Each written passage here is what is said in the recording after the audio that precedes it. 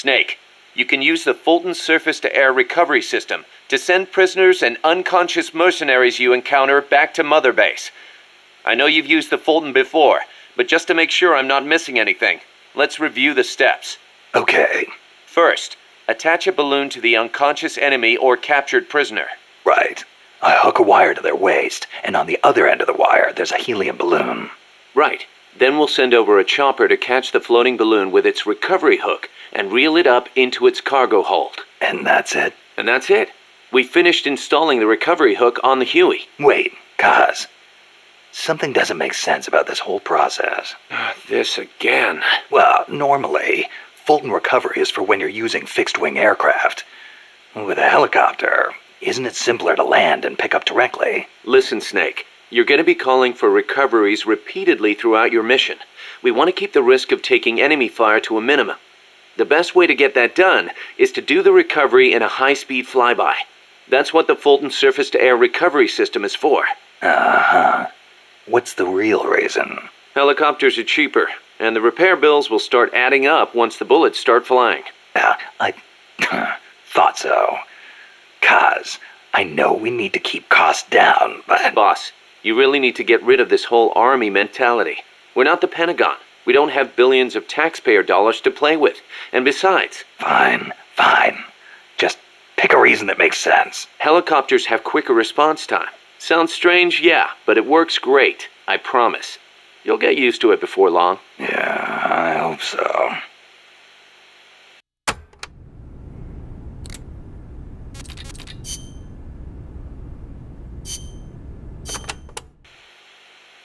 Kaz, what kind of shape is that plant the professor gave us in? First time I laid eyes on it, I thought it was some kind of joke. It was a giant birdhouse, seagulls everywhere. We eventually scraped off most of the rust and bird crap. The underlying structure's intact. Little elbow grease, and we should be in business. Who used to own it anyway? Whatever shape it's in now, somebody sank some serious money into building it. From what I can tell, an American university built it as a research platform for ocean thermal energy conversion. The name's still on some of the rusty old power turbines. I'm guessing they must have had government and corporate assistance to build it too. But they couldn't solve the thermal efficiency problem, and the project was canceled. Then after the university abandoned it, a KGB front company scooped it up for next to nothing. At least that's my theory. How'd the KGB manage to buy a plant built with American capital, front company or not? Yeah, that professor is quite the operator. One other thing. The plant's set up so that it can join up with other plants of the same standard. So, they were originally planning on expanding the place, huh? Hey, let's give it a shot. We can get some more people together and build this place up into a proper home for MSF. You're with me on this, right, boss?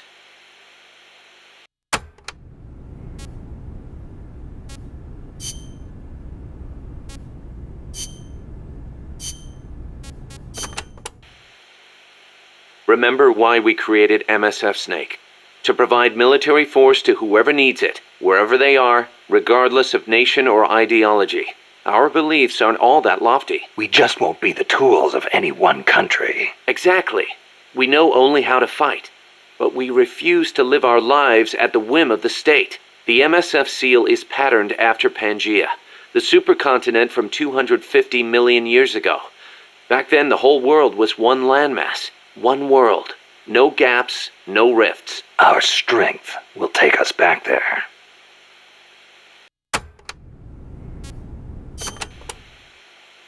What about you, Kaz? Any interest in expanding MSF? You'd better believe it. I want to make us into an organization that doesn't take orders from any country. Just like you were saying, we have to be strong. Strong enough to defend ourselves. We need money, too. Money to train soldiers to fight. The way I see it, we make MSF into something along the lines of a new kind of business. A contractor providing the full range of military services, not just combat, but logistics, training, weapons, outfitting, and R&D. Combining the small footprint and exceptional performance of special forces with the raw military might of a full regular army. Only with that kind of power can we break free of nation-states. What I need from you, boss, is to go out and find guys we can bring back here using Fulton recovery. Then tell us what assignment to use them for. I'll take care of the rest.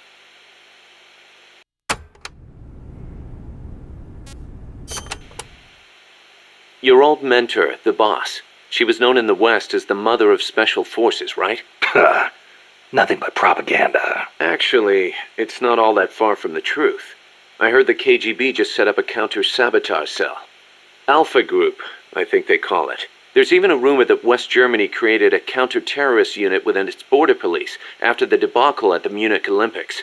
Back home in the States, they've got the illustrious Green Berets, the SEALs, and your personal creation, Foxhound. The seeds sown by the boss are beginning to sprout. Same goes for MSF, right? In creating it, you were carrying on the will of the boss. Yeah. She taught me how to fight the hard way. She beat it into me. And now, thanks to her, we can take on missions other than just conventional combat. After all, we've got the same mother as the Army's Special Forces.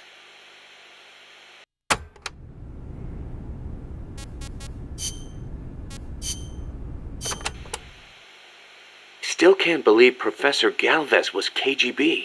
Well, like the professor said, Moscow's hell-bent on communizing Latin America. Yeah, the Cuban intel services are all in the KGB's pocket. You don't think he's got some kind of ulterior motive? If the CIA is up to something, it's only natural that the KGB wants to know about it. But I doubt they're showing us their full hand. We'd better watch our backs.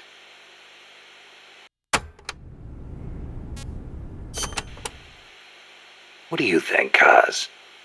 Why did Paz come all the way to Colombia herself? It's a long trip to make just to be Exhibit A in Galvez's sales pitch. She's only 16, still a kid. Maybe we should take her wish for peace at face value.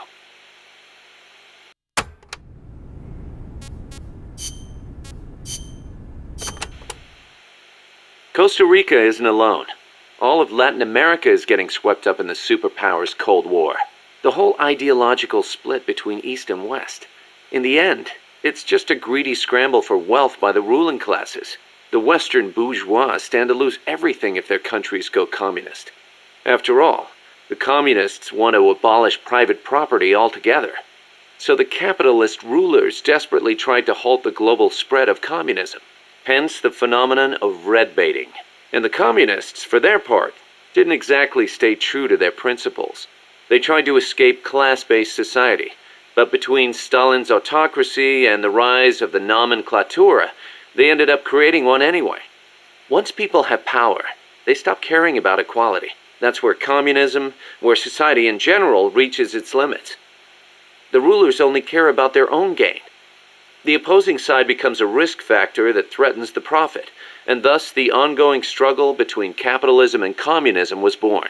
And now, nuclear deterrence is part of the picture. Exactly.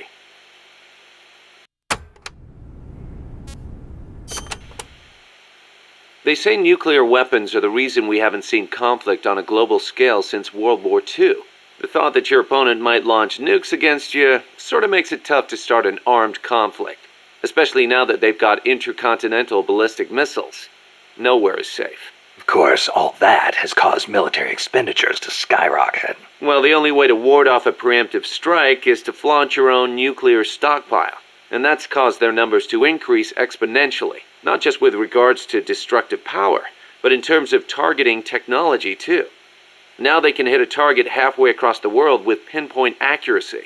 In a way, the space race was a demonstration of that technological progress. And as a result of all that, we now have mutually assured destruction. It's the ultimate form of deterrence. No one's going to launch their nukes knowing they'll be obliterated in return. I don't know. The chance of somebody hitting the button by mistake is never zero.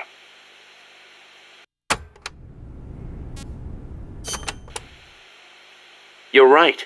Even with peace guaranteed by MAD, there's always the risk of an accident. Nobody wants the world to end on account of some machines malfunctioning. On the other hand, thanks to deterrence, we haven't had a world war since 1945.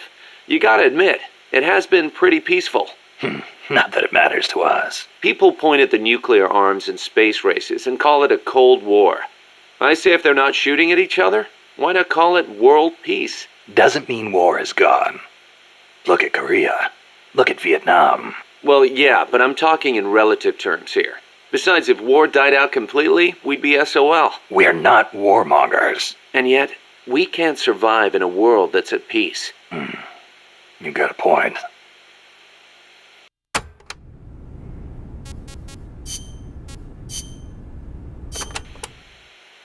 So it's been more than 10 years since the Cuban Missile Crisis, huh? I don't think we'll ever forget it. No kidding. Those 13 days starting October 15th, 1962, were probably the closest we ever came to all-out nuclear war. The Russians deployed nuclear missiles to Cuba. America responded with a naval blockade. Then Russia shot down an American spy plane. I was still a teenager back then, but I remember what it felt like to be one step away from nuclear war. The adults were freaking out. If it wasn't for the Cuban Missile Crisis, there might never have been an Operation Snake Eater. And What's the matter, Snake? It's not like you to get all hypothetical.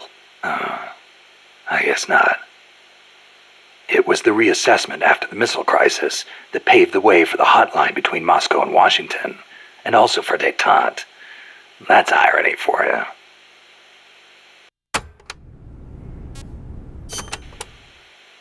The Treaty of Tlatelolco was enacted to make Latin America into a nuclear-free zone.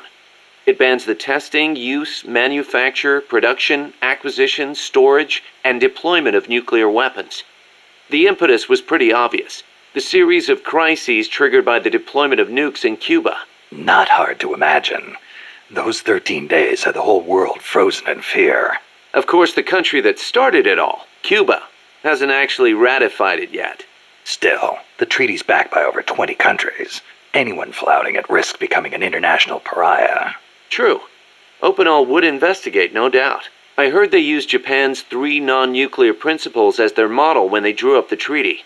I think the Treaty of Tlatelolco might have been their way of asking nuclear powers not to use nukes against them. That's the biggest difference between the treaty and the 3 principles. I guess you could call it a 4th principle.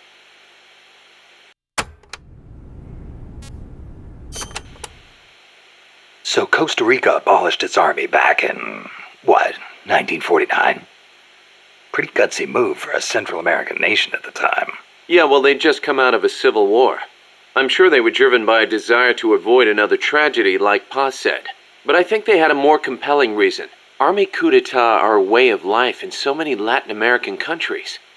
Imagine seeing that up close. No army, no coup. Makes sense. Plus, their economy was in ruins. So they honestly didn't have any money to spend on an army anyway. Yeah, but weren't they on less than friendly terms with Nicaragua? Yeah, and in fact, Nicaragua did end up invading. But the Civil Guard fought back and the OAS brokered a ceasefire. The US and the rest of the OAS had their back, and they used it to full advantage. For a quarter century, they survived in the powder keg of Central America. That must have taken some serious diplomacy. Even if the Civil Guard is pretty decked out for a police force. Must be tough to be a country without an army.